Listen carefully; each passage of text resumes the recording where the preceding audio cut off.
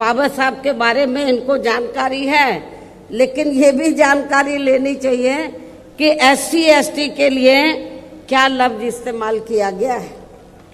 क्योंकि मुझे याद है सन 1977 में जब मैं वकालत की पढ़ाई कर रही थी, LLB फर्स्ट ईयर की स्टूडेंट थी, दिल्ली यूनिवर्सिटी से पढ़ रही थी।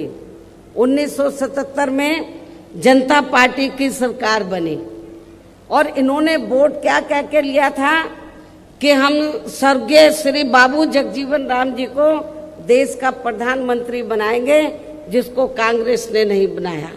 कांग्रेस ने भी नहीं बनाया जिनको, और जनता पार्टी ने भी नहीं बनाया 77 में।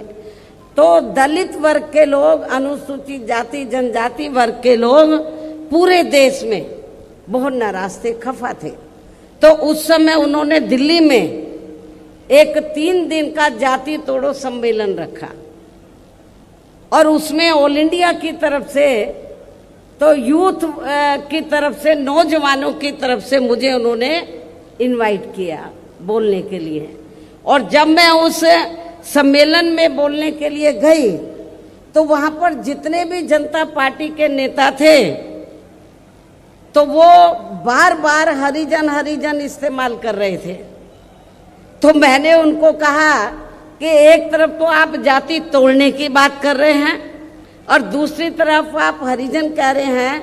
यदि हम इसको पॉजिटिव सेंस में लें तो हम तो हरि का मतलब ईश्वर, हम तो ईश्वर की औलाद होगी, तो बाकी लोग क्या शैतान की औलाद है?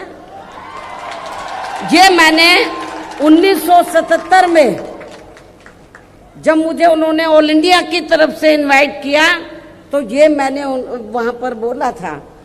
तो उधर ही जो जनता पार्टी के जो नेतागण लोग थे उन्होंने माफी मांगी और कहा कि, मैंने बोला कि आपको सरकार संविधान से चलती है और संविधान के हिसाब से आप लोगों को जो वीकर सेक्शन के लोग हैं तो उनको अनुसूचित जाति जनजाति और अन्य पिछड़ा वर्ग बोलना चाहिए, तो ये ज्यादा बेहतर होगा।